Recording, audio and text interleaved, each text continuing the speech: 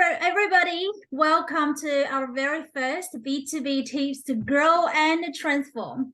And really grateful, thankful my friends actually give me this idea to start this podcast or case study and whatsoever we call it. And then because this become a beautiful places we can collaborate with the business owners and entrepreneurs to share the experience and tips and challenges they're currently facing during the growing phase, right? So today, let's welcome our very first interviewee, our Anthony. Welcome. Thank you very much.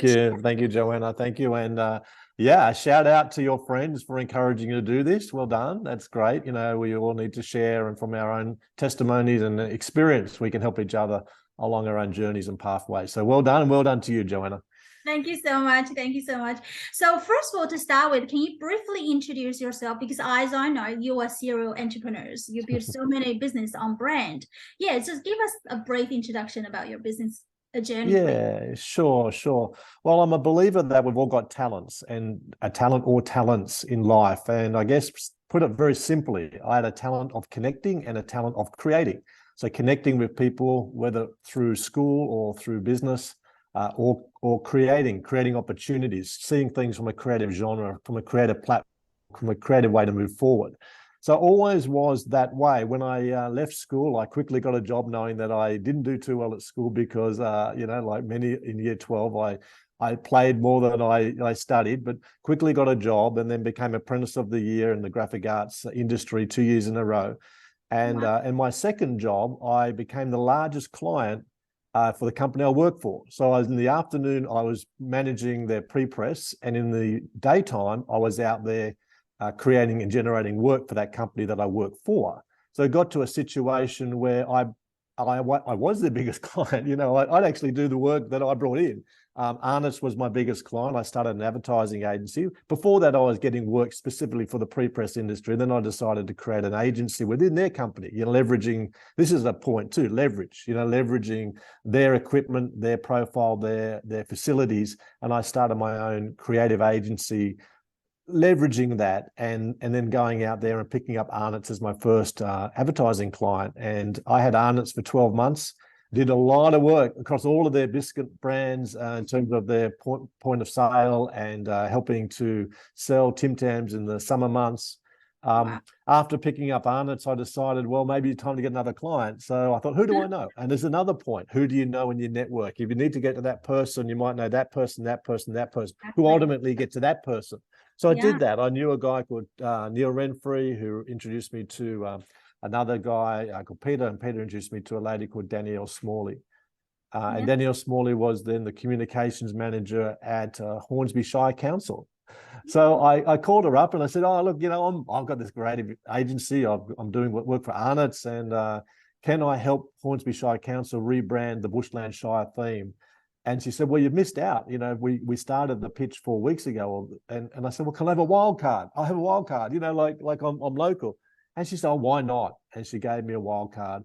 And so then I went and I thought about, who do I know? And I knew a guy called Henry Gold, and he was a wilderness photographer with my first job. I went to Henry, we took some gum nuts and waratahs, and we created the whole look and feel of the Hornsby Shire Council, the bushland theme that they ran with and still run with today. And we did signage, and Hornsby Shire Council became such a big client. They then, the lady there, Danielle, she was part of the Public Relations Association. So she introduced me to about 30 councils. I was doing work then for 30 councils, it just took off.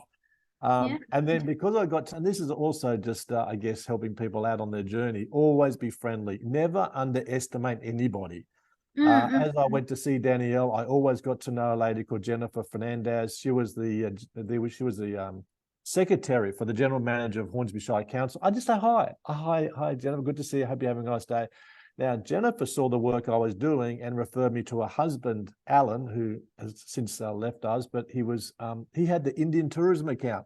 So guess what? Jennifer referred me to Alan, and I picked up Indian tourism. And for 8 years, we're doing radio, television meetings, and Sachin Tendulkar and Sir Edmund Hillary, and creating the whole unforgettable India. And we had a blast, and that. So I had all these councils and Indian tourism. And then the advertising agency built and built and built. And, in its peak, 26 staff, working on many multiple, like large global brands, like Nivea, Okay. like a Fisherman's Friend TV ad, to not-for-profits, to Blanco appliances, to Safcol, to Mars Bar, Snickers Bar, many brands. Wow, listen to your story. It sounds like your tips about growing your business started with idea and then you build on based on your connections and creativities and keep leveraging the word you mentioned, you're leveraging the resource you have to grow the business. Is that right? Is that one of your great tips to grow the business? Yeah, absolutely. Like I think we've all got all of our answers are in somebody. People matter most. We've got to find the people within our network, our oikos, and also look around you what you have in your hand. So you give what's in your hand, and then you go out and then you ask people's help, and you joint venture. Like when I started my advertising agency, I really didn't have much credentials myself. I was pre-press. Yes, I won many awards, but I was pre-press. So how do I start a design company? How do I get the first client? Well, what I did, I innovated. I went to 4 other design companies, single designers who worked from home, had great portfolios, did great work.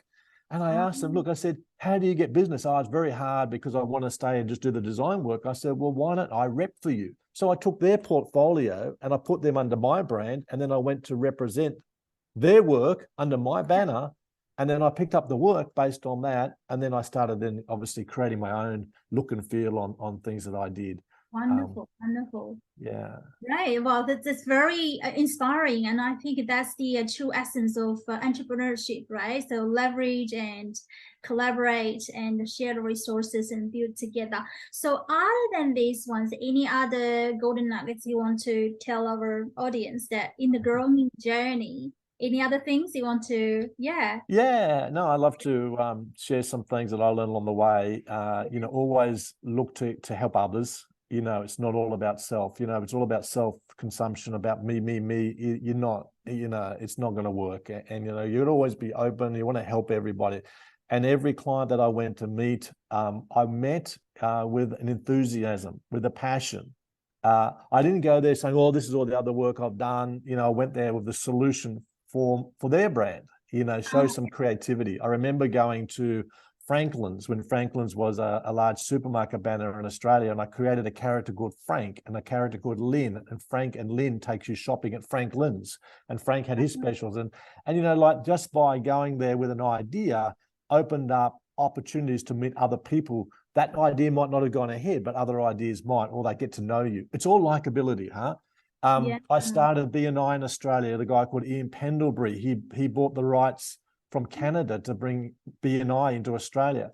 And at the time I was living around St. Ives, and so was he. And he sort of got talking to me and said, Anthony, you want to be the first president? So I became the president of the St. Ives chapter of B2B. That's the start in Australia.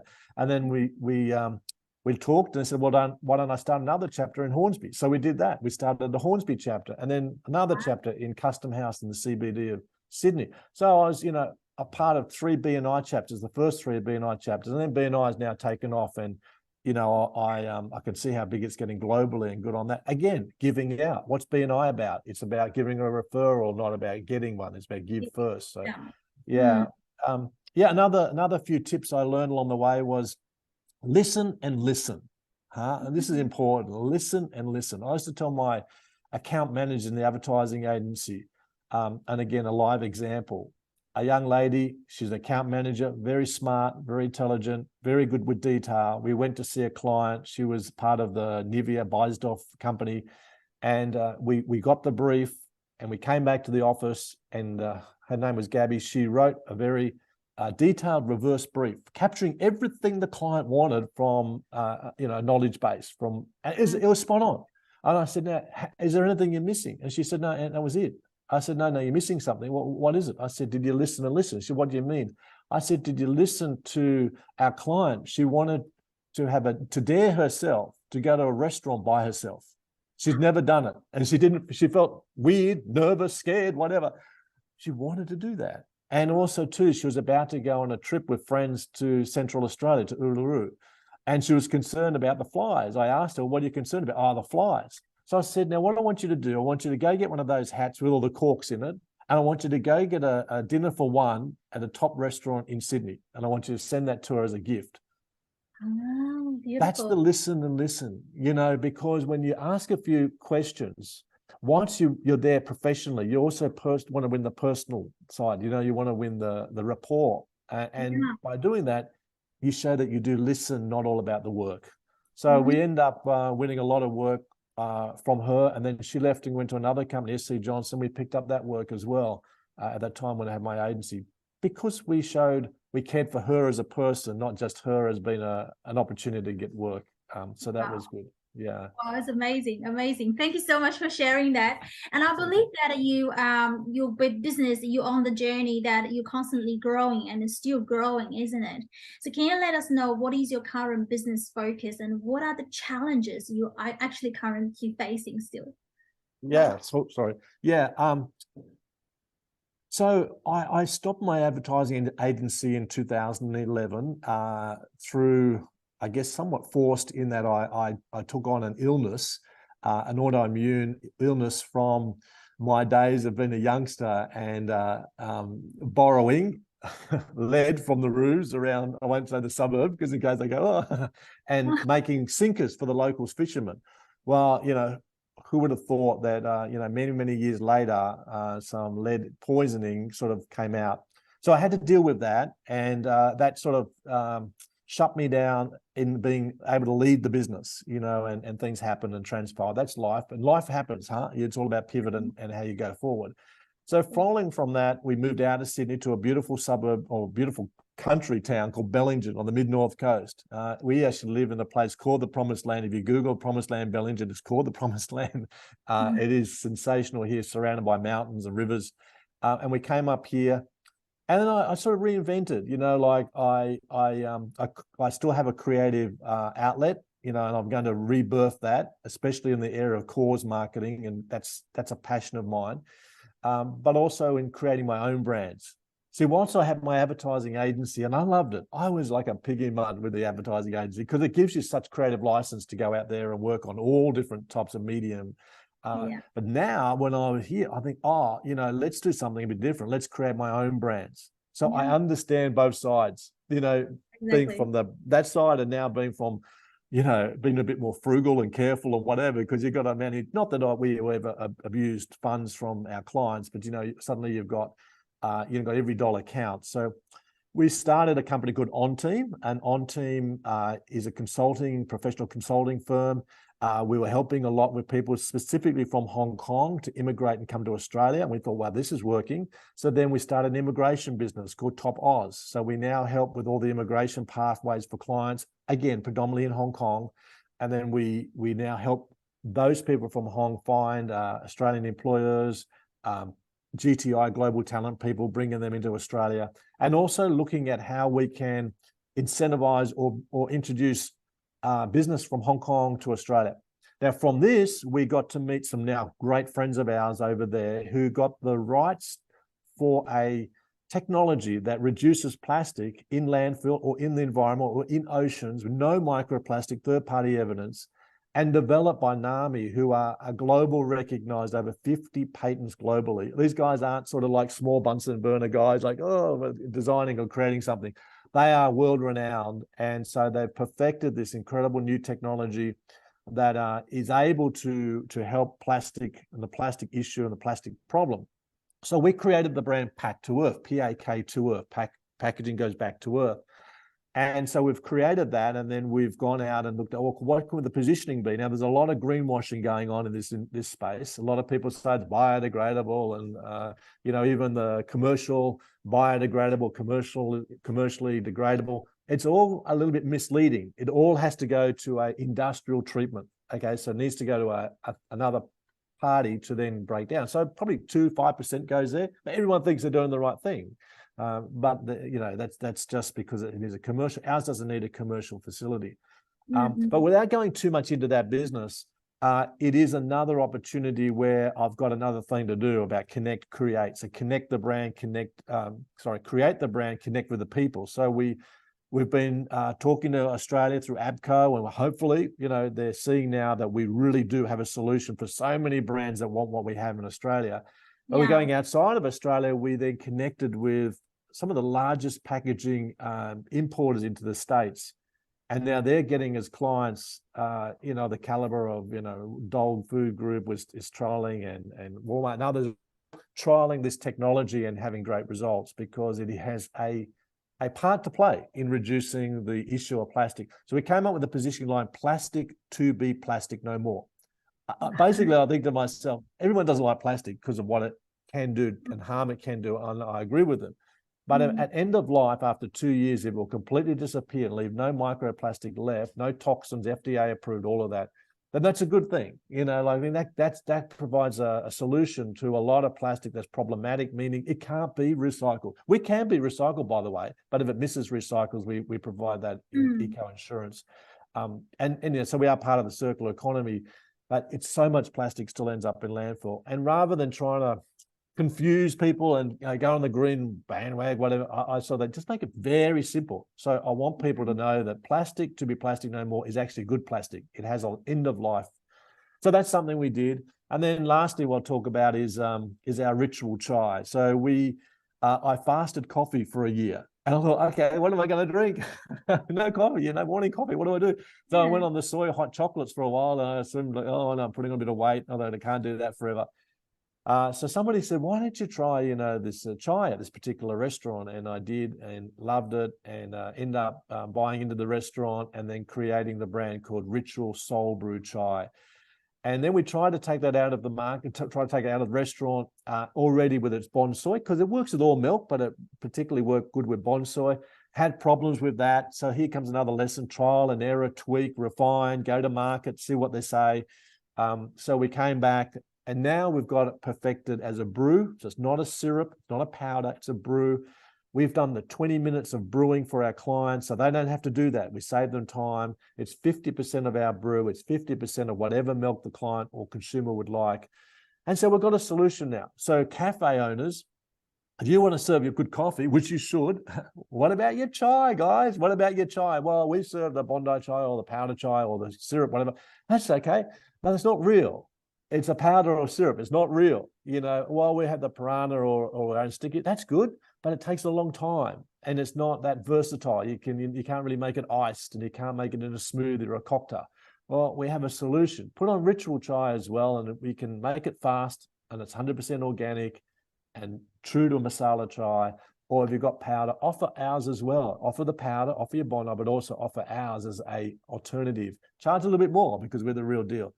So that's starts again, the connect, create, connecting with people, trying to connect with the right brand manager, maybe doing a joint venture with a milk company for an iced chai, getting in there through Metcash stores and Richie's IGA, plug to them. They're taking us throughout all of their Richie's IGA stores. So thank you so much.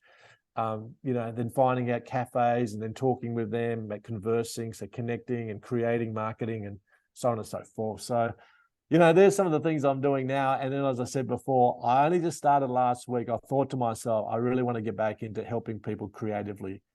How I can help is, it's just not about creative execution through campaigns and visual, but it's also finding ways so people, especially startups, can link or find or connect with those right people.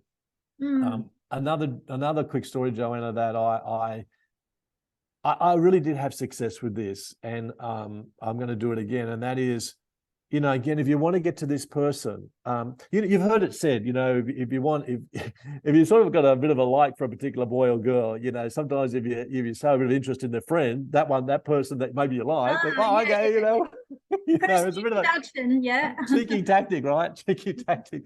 But when you take that in a business, when you find someone within a company or an organization that you can get along with or easier to talk with. So in advertising, the brand manager, the marketing director, whatever, they're so hard to get to. Everyone wants to talk to the brand manager, marketing manager.